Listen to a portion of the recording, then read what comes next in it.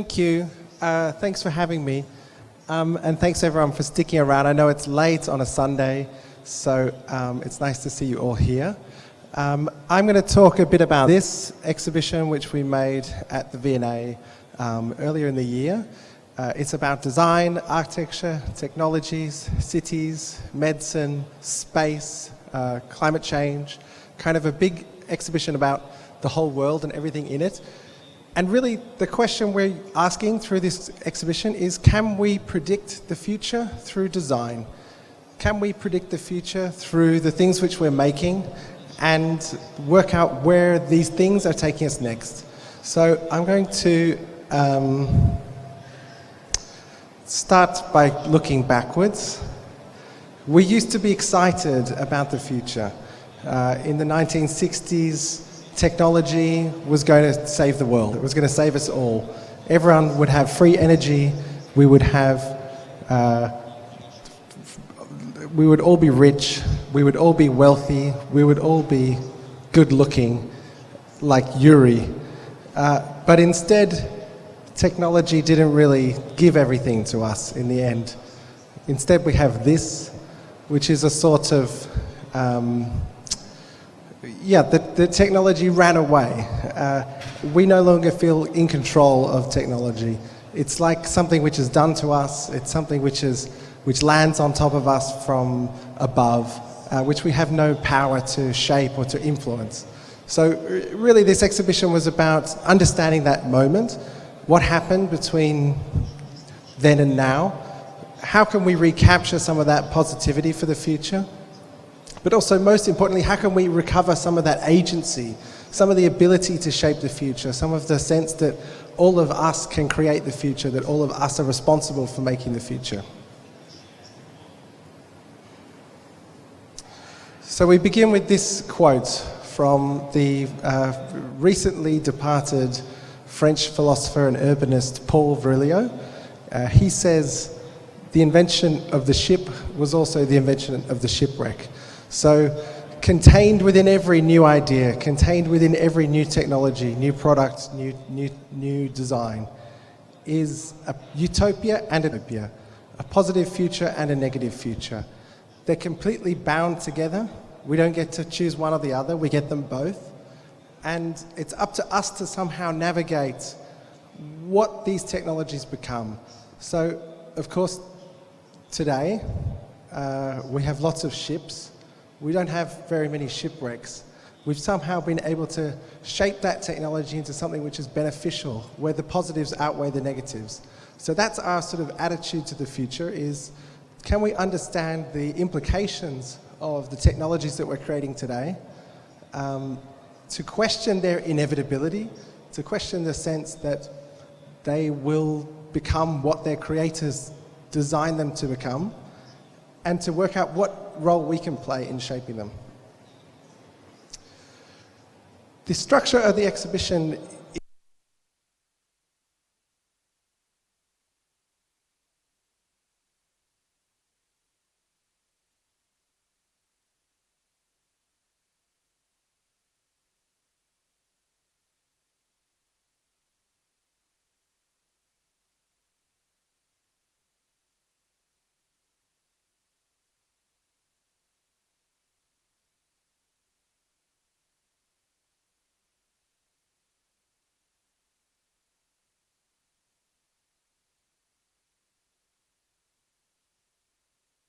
she underwent a gender transition and couldn't be photographed because she was in prison. So Heather, the artist, was invited to make a portrait of Chelsea just from her DNA. So she sent in saliva samples, hair snippings. Those were analysed in a lab, and various characteristics were extracted from that DNA information. So hair colour, eye colour, skin tone, age, gender, and so on. So for us, this points towards a future where, first of all, the disciplinary boundaries break down. It's no longer just art, but it's art plus science plus technology, all completely interweaving. DNA, the code of life, becomes a kind of new medium of art, a new material, if you like, for making art. On the other side is something very similar, but slightly more sinister. So this is a commercial company called Parabon Snapshot, which was inspired by these portraits. So the art comes first, then the company. And what they do is they work for the police, they work with criminal investigation agencies to create portraits of criminals. So if you have a sample of DNA that's discovered on the crime scene, they will make a portrait of the possible criminal and then use that poster to try and identify the criminal. So this is a very interesting relationship between two projects. One, the creative project came first, and the more sinister project comes second. And it also somehow undermines what Heather's point with this project was, which is really to say that our identities are flexible, that our identities are not defined by our codes. And certainly the DNA is very ambiguous. I mean, I've cropped the image, but you can just see that the skin color accuracy is 40%. So that's very low estimation of what that person looks like. So there's a sort of illusion of authority that is granted through this use of DNA, which doesn't exist in reality.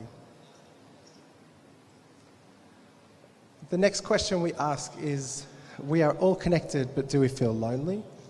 I've got, excuse me. I'm losing my voice, so hopefully the translator is not losing his as well, because then we're in trouble. On the left we have a robot seal designed to look after the elderly. So this is called Paro. It's invented in Japan. As you can see, it's very cute. It responds when you stroke it. It squeaks. It has big fluffy eyes. It will kind of give you a cuddle. And I'm told it's very good at alleviating anxiety. So it relaxes people, elderly people. So on the one hand, fantastic idea. We have no problems so far. But then if you think more broadly about the context, which is that this is a country which is aging rapidly, there are many more old people than there are people to look after them. It's also a country which is quite conservative in terms of immigration, so it's not willing to open its borders to other people, foreigners, to come and look after their elderly people. So they invent a robot. They would rather maintain a coherent, closed society than to and have their grandparents, their parents looked after by robots. So this is a sort of peculiar suggestion of where we might be going in terms of our relationship to technology. In the sense that we already have robots in our lives, but in particular we're experimenting at the very fringes of society in the sense of old people with dementia. These are people who don't have a decision about how they're looked after, and that's where we're experimenting with robotics. So I don't mean to make it sound so sinister, but I think we're interested in asking what are the sort of social, human questions that are the consequences of the ways that we're using technology today. And on the other side is a different approach to a similar question. So it's called eenmaal, which is Dutch for one meal, and it's a restaurant for one. So it's a restaurant for people to go to just on their own. The table is more or less the same as this lectern. You can fit just one set of knees underneath it. That's all. You can't have more people around the table. But it's designed for the 1/3 of people who live alone. Sorry, the 1/3 of households which are single-person households. So I was shocked by that statistic. I had no idea that so many people lived alone, but it's still somehow socially unacceptable to go to a restaurant on your own. They'll ask you, oh, is anyone else coming to join you? Or other people on other tables will look at you sort of like your date didn't show up, and they'll be sympathetic or look at you like you're quite tragic. So this is a restaurant where you don't have to worry about any of those things. You're expected to go on your own to buy some of your free time, but also to get you out of the house if you live alone. So instead of having a microwave dinner, you can now have those small, but I think very important interactions with a waiter or interactions with somebody on another table. So both of them, and also I should say that living alone is very much more tended towards the elderly. So these are both, in a way, solutions to a similar problem. One is technological, and one is what you might call a kind of social innovation. So just a quick note about the structure of the exhibition. We ordered it into 5 sections, increasing from the scale of the individual, the scale of the home, the scale of the body, up to the scale of the planet. So we've done the individual, now we're looking to the scale of the public. And first of all, we ask the big question, does democracy still work? We've got 2 examples here. One on the left is Antanas Mockus, who is the former mayor of Bogota, Colombia. And he campaigned on a platform of being a super citizen. So he dressed up in this lycra uniform with the big letter C on his chest and would do things like pick up rubbish or clean off graffiti, really set an example of what being a good citizen looks like. And he said to his citizens, I'm just the mayor. I'm not going to solve the city. Bogota is in a bad state, remember. It's murder capital of the world, loads of traffic accidents, lots of corruption. He says, I'm not going to fix the city for you. You have to do it yourselves. So he does other things like gives all the drivers red cards, which they can use out their windows to shame other drivers when they get cut off. So you introduce not just a fine from the police, which if all the police are so corrupt, then doesn't work. So I should also say he sacks all the traffic police and replaces them with mimes. So these are the sort of, French ones with berets on and stripes. And they also shame the drivers and they help people cross the road and they point at you and they whack your car with a stick. So you create a sort of urban performance out of traffic crossing the lights. And through these sorts of, a couple more ones, because he's so funny and I just think that we should talk about him all the time. At Christmas time, he exchanged guns for Christmas presents for children. So as a way of getting guns off the streets and to reduce crime. So that's nice because it stops people getting shot and children get presents. And I guess the point of all of this is just to say that this is what we might call a kind of bottom-up politics, that it's something where power is distributed throughout the citizens, that a good example is set, but it's not handed down from above. So this is sort of emergent politics, and now Bogota, in particular, is a sort of urban success story. It's one of the things which is often written about. It's got new bus lines. It's got these. It's just one of those cities which is in the textbooks, and this is from only a couple of decades ago being the bottom of the list. On the right, we have another object of politics, which is called the pussy power hat. This is a object of protest created in an open way. A designer came up with the idea. She created knitting instructions and put them on the internet, and this is not part of the presentation. She put the designs on the internet, and then 100,000 people knitted these hats and came and marched on Washington the day after Donald Trump was inaugurated. So I like to call this a kind of object of the losers. These are people who didn't win. They wanted to show their opposition to Donald Trump. They wanted to show that the way that Donald Trump ran his campaign was not acceptable. And somehow this object, this hat, turned what was a series of individual protesters, of women, into a political movement, into something which you could no longer ignore, something which had mass power. So again, this is a form of politics, I think, and a form of how design can be used to shape politics. Excuse me.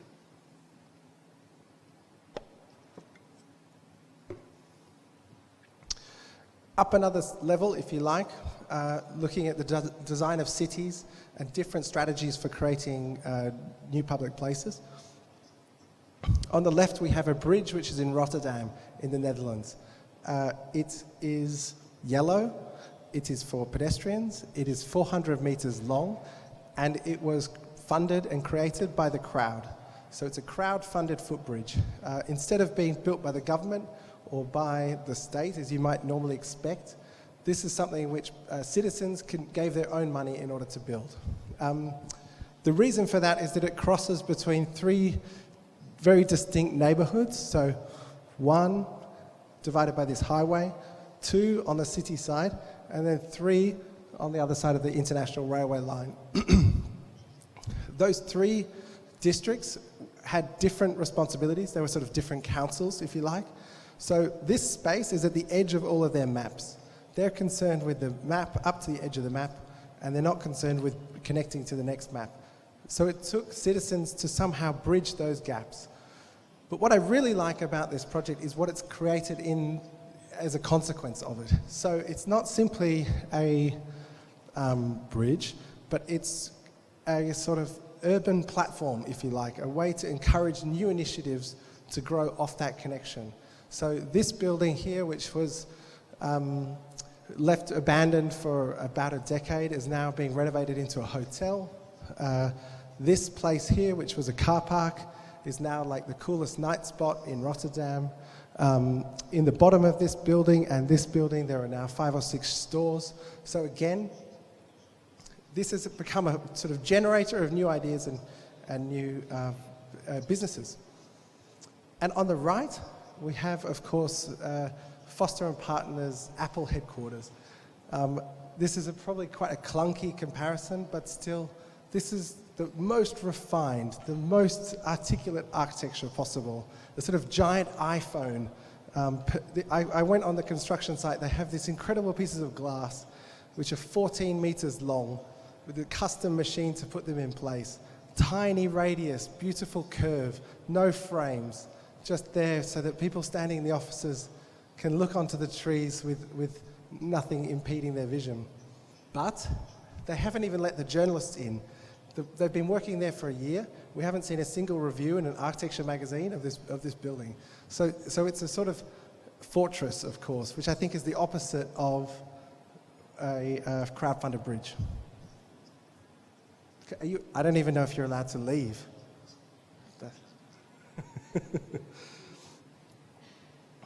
And of course, the driverless car. This is the sort of, I like to call this a kind of object of philosophy, because it doesn't really exist, but we talk about it all the time, and we somehow apply grand theories on top of this piece of technology without any sense of whether it's going to be real or not. I mean, it's a bit like some of the pictures we saw a moment ago for the prize.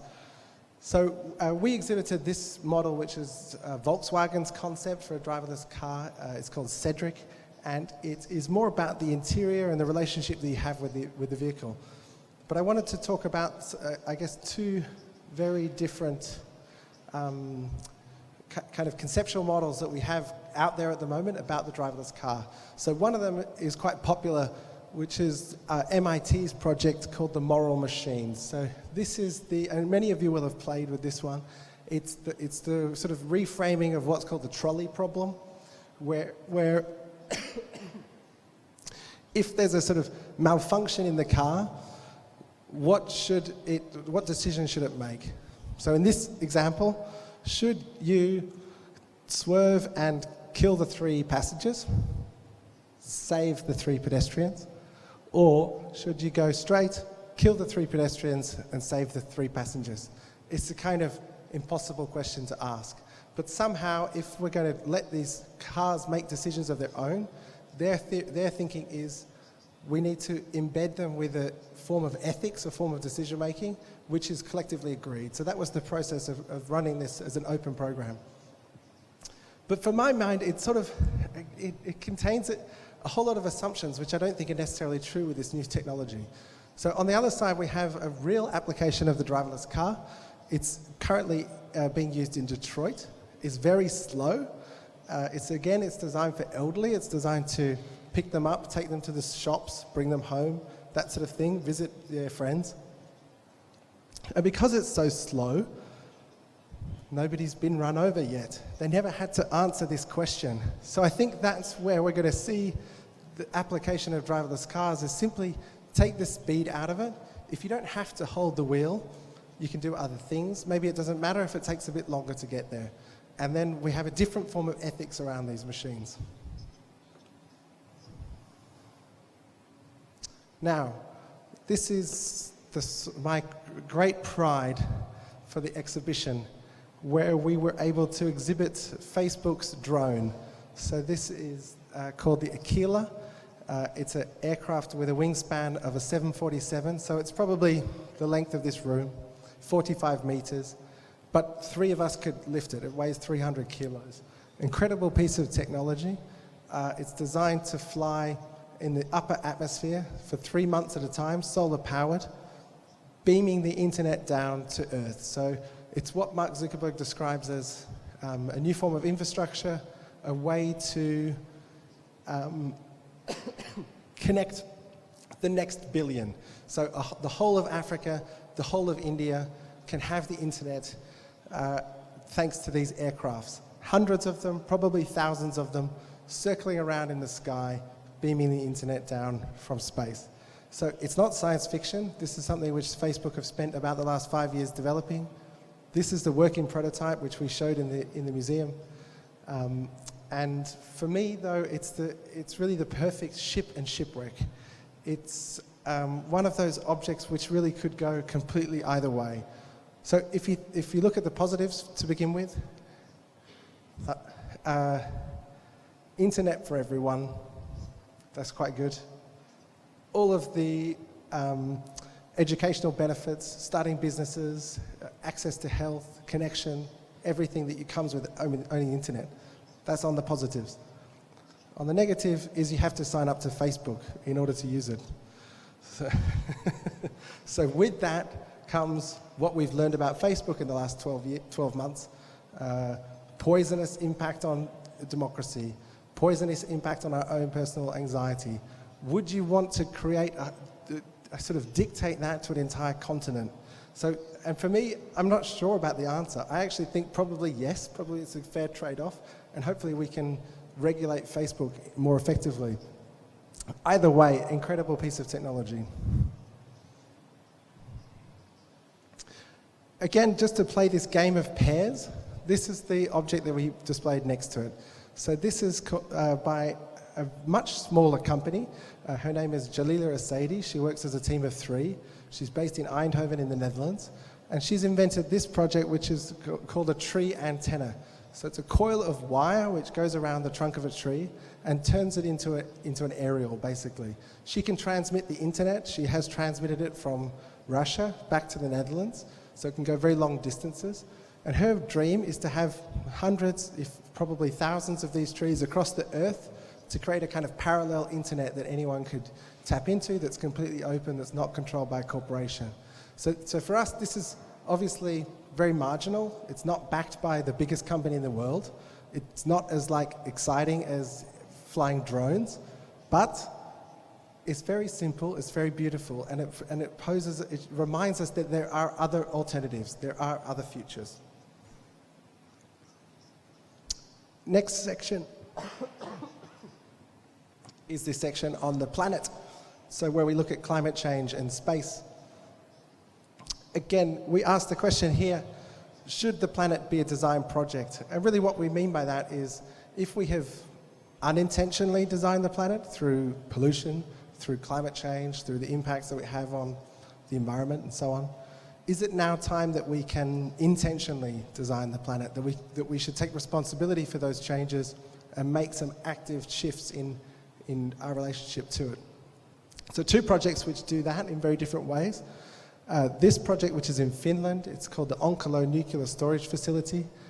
It's a nuclear storage facility which will keep nuclear waste safe for, they claim, 100,000 years. So I think it's useful when you're looking into the future to also look backwards in parallel, a sort of symmetry. 10,000 years ago, we invented cities and agriculture. So where are we going to be in 100,000 years? This is either a very well-designed project, which is going to be very stable, or it's complete hubris, and actually it's sort of quite scary. The other hand is a pigeon. This is the passenger pigeon which went extinct 100 years ago.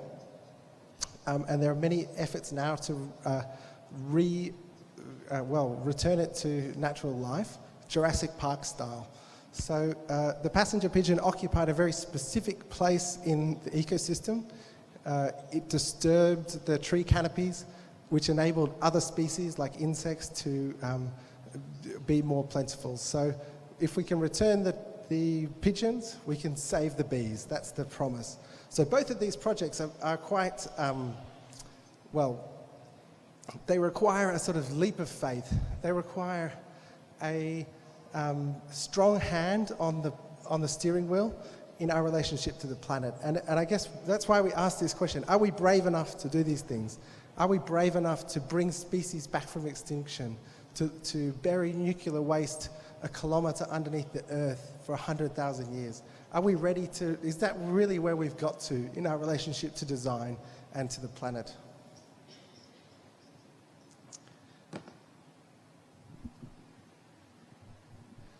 From the planet, we then look outwards. We look into space. Two projects, and I'll go a bit quicker now. On the left is a CubeSat, which is a very small satellite, 10 centimeters squared, and very cheap to launch. So quite famously in American primary school, so kids of 10 and 11, they designed, built, and launched one of these satellites, and they now use it for their research in the classroom. On the other side, there's an incredible new Japanese company called ALE, and the product that they offer is shooting stars on demand. So you have a satellite in space, which is full of these tiny little pellets. Do you have this game which is called Hungry Hippos? And you tap the thing and it gets the pellets? It's like those little pellets, except it spits them out into space, and then they burn up in the atmosphere, creating a shooting star. So for your opening of your Olympic Games, for your best friend's birthday, if you're very rich, you can, on the stroke of midnight, have your own private shooting star land above your party. And for me, this is a real company, this is not science fiction. For me, it's one of those things that just, I cannot believe. It's you know, the stars were always out of our reach. They were always the thing which is somehow in the realm of gods. And now we can order them from our phones. Amazing / terrifying. Our sort of final section is on the afterlife. So this is really where we collected all of the strange projects created by very rich people who want to live forever. And we asked the question, who wants to live forever? We have two versions of living forever here. On the left, this is the Cryonics standby kit. So Cryonics, for those of you who don't know, is a very simple idea where when you die, your body is frozen, maybe just your head, depending on what you believe in, frozen, and defrosted in the future when we have solved death. So that's the very simple crux of it. Of course, when you get closer to the reality of it, it gets more complicated. So this is what would what gets delivered to your house if you signed up for Cryonics. And so you need to, of course, nominate somebody, your children, your family, your neighbor, your best friend, who is going to undertake this process on your body immediately after you die. So there's no time for waiting around, no time for tears, no time for saying final words. You have to put on the blue gloves, inject the medicine directly into their corpse, and then you have to spend the next 2 hours progressively cooling them down while doing chest compressions and lung activation. So it took us quite a long time to work out exactly what this process is, but we worked with Alcor, which is the sort of leading cryonics company in America, and they sent us this kit and explained the process that you're required to do. And after you've done that process, and they're in this coffin here, which you can see at the back, which is refrigerated. The company will come and collect the body and put them into their dry ice in their factory. And they estimate it could be anywhere between 100 and 200 years when you'll be reawoken in the future. So that's, this is a real service being offered today to many people. About 2,000 people around the world have signed up for it. One way to live forever. And on the other side is something which we might think of as more generous. If this is literally a preservation of the self, a preservation of your body, is the opposite of organ donation, a selfish future, then perhaps this is a generous alternative. It's just simply a library. Isn't the best way to live forever to write a book and to keep it and preserve it and give it to the next generation, to pass on part of your brain, part of your ideas? So the Long Now Foundation, which is set up by people like Stuart Brand and Brian Eno, created what they call the Manual for Civilization. So it's 1,000 books which you would want to give to the next generation. And they're preserving them, digitizing them, they're ensuring that they can survive any form of apocalypse. And if we need to begin again, these are the books that we'll need. So there's things from encyclopedias to how to start a fire and build a tent, right up to science fiction novels and, you know, the periodic table. So I guess just to finish with a little exercise here, one of the things that really underpins the work that we're doing is what's our kind of human relationship to technology? What's the kind of accumulative effect of all of these technologies on the way that we live, the way that we relate to each other, the way that we love each other, the way that we build our dreams? I know that sounds like very new age, but ultimately all of these technology is a form of kind of covert philosophy, and they're shaping our brains, changing the way that we live anyway. So let's be explicit, let's understand the motives of those designers, and let's work out really what impacts are they having on our lives. So we ran a little experiment. We worked with a polling company. They normally do political polling. They're called YouGov. And we got them to ask their 100,000 people across Britain, which way would you go? So the supermarket is empty. There's no queues. You can either take your shopping to the machine or to the person. So, hands up for the machine. I'm going to take a photo, hold on. And then I'm going to compare. Okay, hands up. Good. All right, and hands up for the human. Ooh, it's pretty close. All right, I'm going to give you the answer. In Britain, anyway, 70% of people go to the machine. So, and that's fine. I'm not going to judge those people, but it's very interesting, isn't it? I mean, to come back to an earlier point, I think this is the thing that scares me the most. It scares me more than the Facebook drone. It scares me more than the artificial seal. It scares me more than the cryonics. That it's those little interactions, the ones where you just say hello to somebody, you give them your money, you get the change, and probably you're exposed to somebody different. You're exposed to somebody who's not like you. They might have a different background, a different wealth, a different color. If we automate all those little exchanges, the little exchanges which we think of as meaningless, then we break the fabric of society. We break the ability to relate to somebody who is different from us. So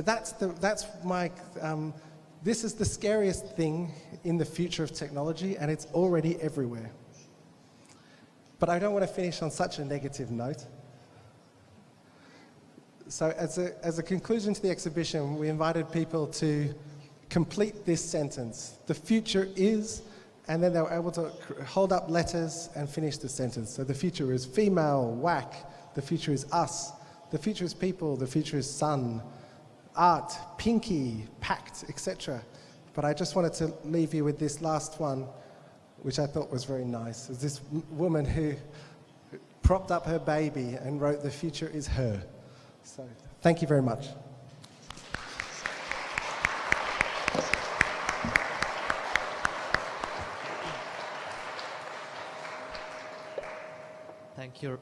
Thank you, Rory. It was well, perspective. We have a Q&A session for like 10 minutes. Yeah. Друзья, последний сет вопросов. У нас есть 10-15 минут. Задавайте вопросы, пожалуйста, на русском языке. Да, мы готовы. Вот вижу вопрос, да. Спасибо за лекцию. Меня слышно? Сейчас, секунду. Thank you for the lecture. В микрофон еще раз попробуйте, пожалуйста. Да, меня слышно. Отлично. Спасибо за лекцию. Мне интересно, что уже получилось на ваших фотографиях, которые вы взяли. Сколько человек примерно? Вы могли бы примерно разделить зал? Спасибо. Oh, good question. I think it was about even. It was definitely not 70-30. So we have a humanist audience tonight. Да. Еще вопросы? There's one up here. And I see that. Да, спасибо. Вот вы говорили многое о будущем, да, о разных концепциях будущего. Но какая именно для вас более всего приемлемая концепция будущего, да? То бишь, да, существует же либо увеличение численности населения, да, какие-то выходные из него, либо наоборот уменьшение численности населения Земли, кибернетизация его. Вот для вас, как бы вы хотели, чтобы развивалась вся наша планета и человечество в целом? Спасибо. Okay, big question. Good. I mean, well, demographics and population growth is one of those things which is quite predictable because we know who's born already and how old they will last and so on. So as far as I know, the projections are for growth which is going to slow and flatten to the end of the century. So for the next 100 years or so, until that's it, no more people, 10 billion or something like that. And that's good, but also bad because it means this is our last chance. Whatever cities we build now, we will have forever because we'll be declining. So for architects, for urbanists, for city makers, now is the big challenge to build them right, to embed in them a sort of humanity that we want, because those patterns, as we know, historically, city patterns stay for a long time, hundreds, thousands of years. Those patterns will stay with us. Был вопрос там, да. Там. Спасибо за выступление. Мы понимаем, что будущее наступило, но неравномерно. То есть если Китай уже в киберпанке, Америка в будущем, то Россия где-то в промышленной эре, то как догонять тем людям, которые не успевают за будущим, тем странам, которые не успевают за будущим? Yeah, that's a really good question, and I have a sort of a conventional answer, I think. Hopefully we can share ideas, we can support them, we can have entrepreneurial pitch sessions just like we've seen here an hour ago. But the future will continue to be unevenly distributed. I heard a really, it's sort of a good joke, but maybe it's not even a joke. When I was visiting some car companies in Germany, and I said, come on, just tell me, like, when are we going to have driverless cars? Like, honestly. And they said 5 to 10 years, which means we don't know. And they say, in China, they'll have it next year. We have the technology worked out. They can work. It's no problem. What we're not sure of is how to make them safe. And that's okay in a place like China. It's not okay in a place like Europe. So, and we saw it already this year where Uber had their self-driving test vehicle, and they've cancelled doing self-driving. They'll probably have self-driving cars, but they're not going to develop it themselves because one death was too many. It was too much of a reputational damage for their company. So the future will continue to be unevenly distributed, and it's perhaps more about ethics, about values, and about politics than it is about design or technology or innovation. Да, вот. Да. Rory, sorry, I'm gonna be asking in Russian. I'm here. Here. Yeah, but I'm gonna be asking in Russian. У меня более прикладной вопрос. Во-первых, сколько времени у вас заняло и у команды собрать все эти проекты, и каким образом это происходило? Как вы к ним обращались? Все ли охотно давали все там доступные свои документы и раскрывали какие-то коммерческие секреты? Это первый вопрос. И второй вопрос, какие были принципы? Потому что существует тысячи различных разработок, про которые про себя рассказывают. И, естественно, это все не может уместиться в одну выставку. Как вы все-таки отбирали проекты? Спасибо. Yeah, good question. So we had a team of about 3 of us as curators. We worked on it for 3 years, and that's quite normal for exhibitions, but possibly doing the future is quite slow because things can change quite quickly. We had to have everything decided a year before we opened.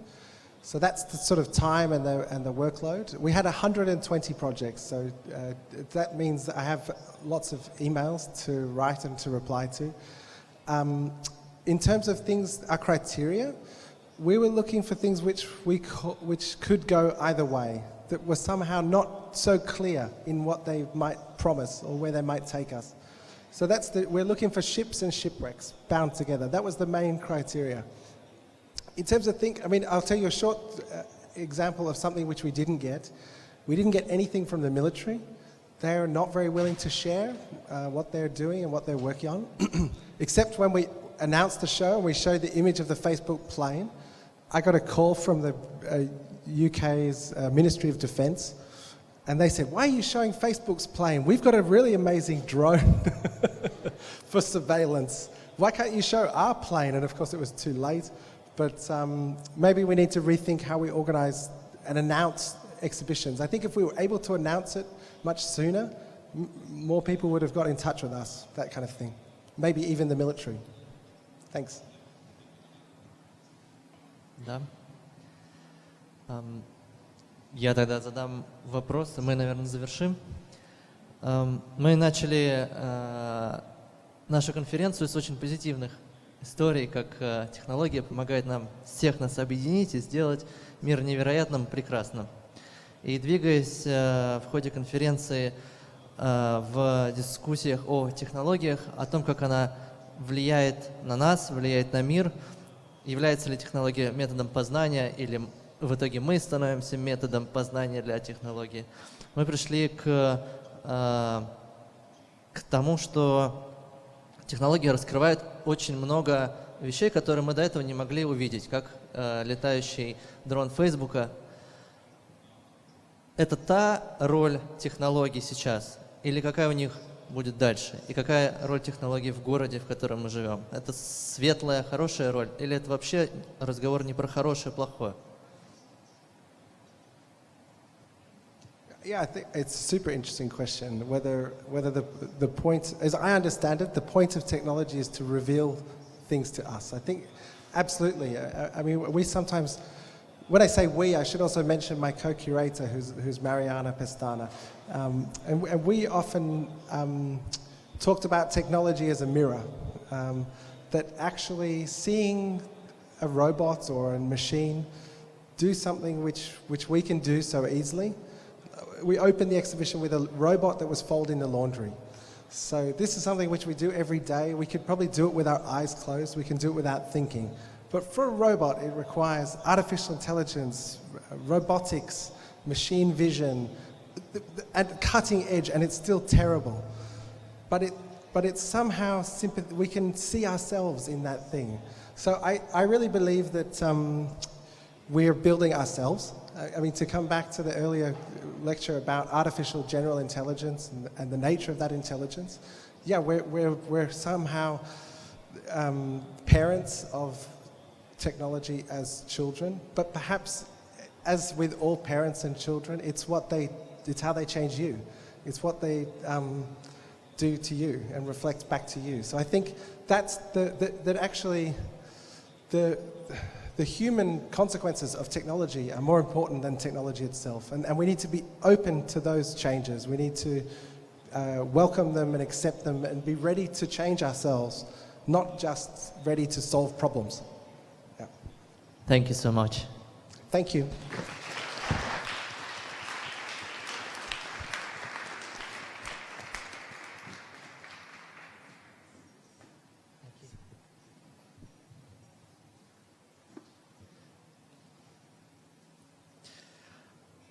Спасибо всем за конференцию. И в завершение нашей конференции мы бы хотели объявить победителей нашего конкурса.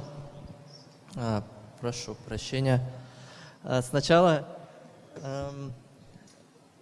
мы бы хотели объявить победителей наших партнеров Фонда развития интернет-инициатив. В качестве приза команда пройдут онлайн-курс на старт стартап, и победителями стали два проекта: система локального позиционирования и добрососедская рекламная сеть.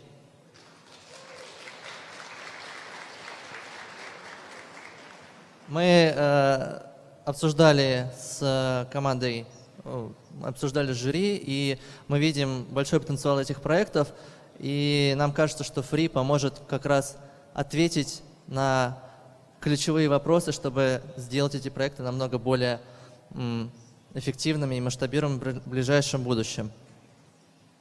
И победитель нашего грантового конкурса – добрососедская рекламная сеть.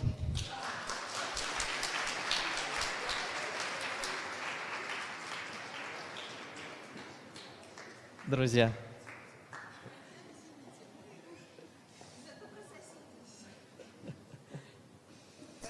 Ваш сертификат.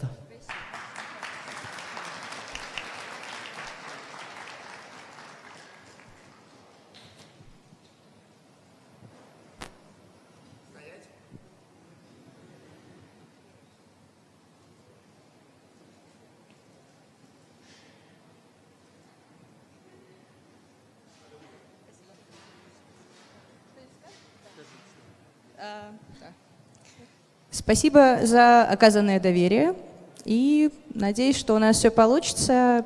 Очень здорово было услышать вопросы жюри, очень такие по существу, иногда даже бодрили, да, не по-детски, вот, но это здорово. Спасибо, очень хорошая инициатива у Стрелки.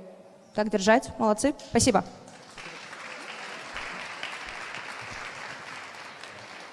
Спасибо всем, что посетили нашу конференцию. Снова спасибо нашему организатору «Газпромнефть», нашей программной дирекции. Надеюсь, ждем вас в следующем году. До свидания.